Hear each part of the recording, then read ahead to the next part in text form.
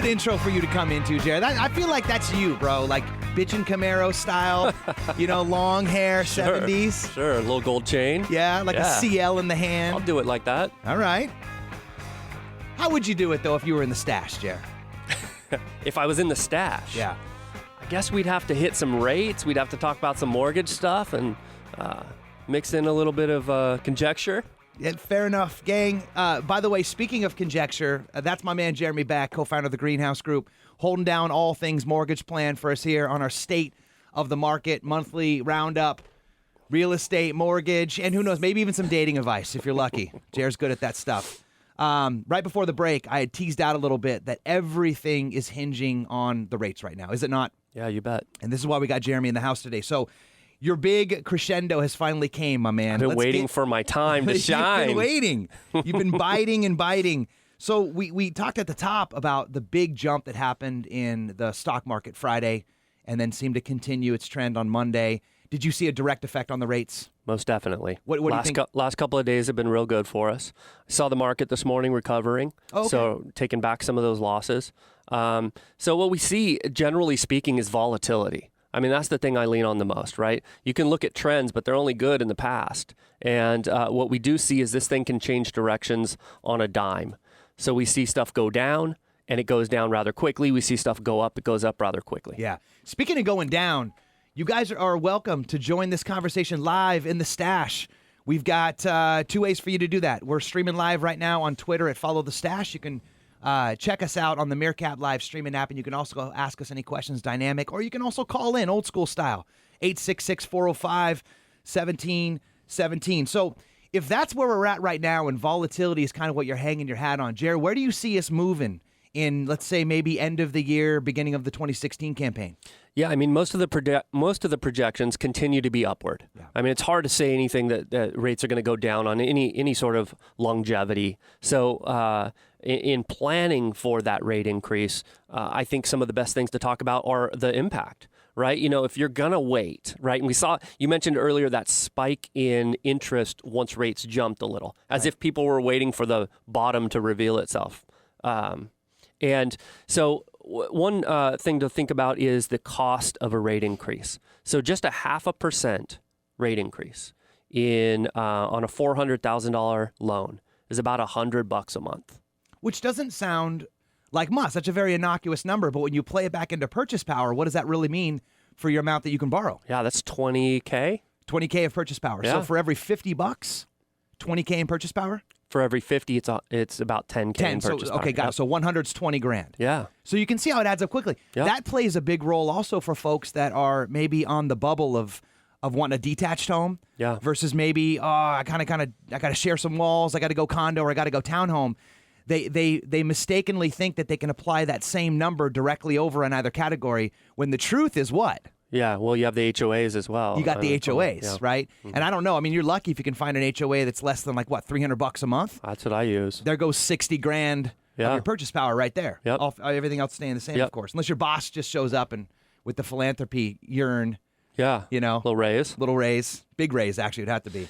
So, we saw the predictions from the different entities. Fannie and Freddie are the big loan sellers, and they've got their projections. The Mortgage Broker Association and National Association of Realtors, all of them have predictions pending out as far as the third quarter of 2016.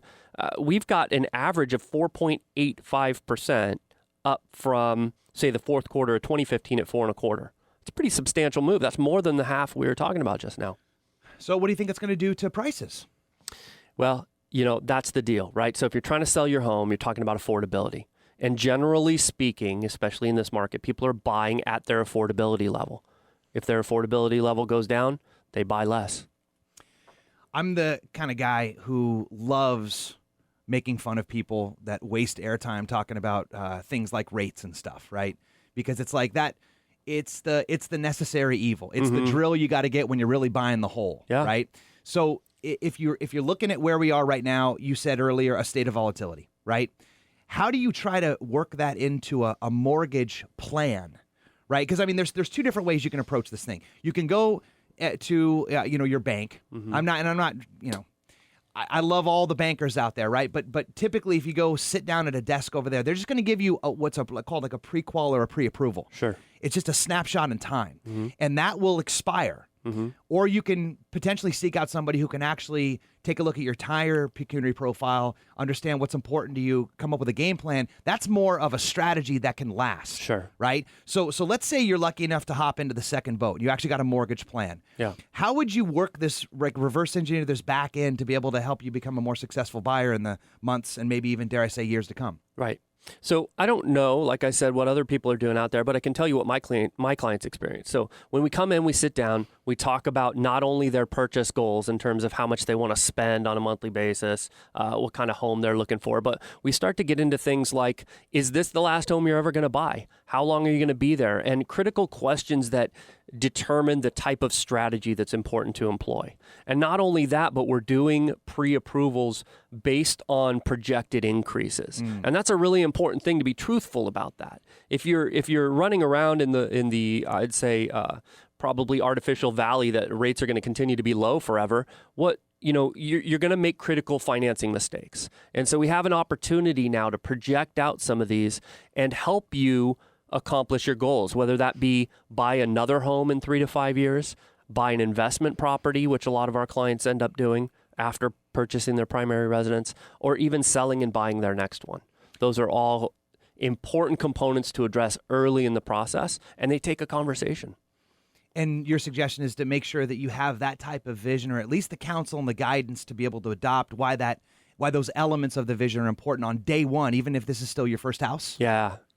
Well, I mean, you and I have been doing this a long time. How many of our clients buy their first home and within, a year or two, they're buying an investment property? Well, it's funny. I was just going to actually ask you that exact same question. So market cycle historically is typically about, 7 years, right? Sure. But in California, we tend to behave a little bit more accelerated than that. I think the stat's actually around 5 or a little under. Yeah. But when you're a first-time buyer in Southern California, sure, what would you say the guess would be? It's probably more like 2 or 3. How long they're holding that first home? Yeah. I mean, it's amazing how quick I hear back from people, not solicited. They just call and they say, "Hey, we've been talking about it. We want to maybe rent this one out and go buy a new one."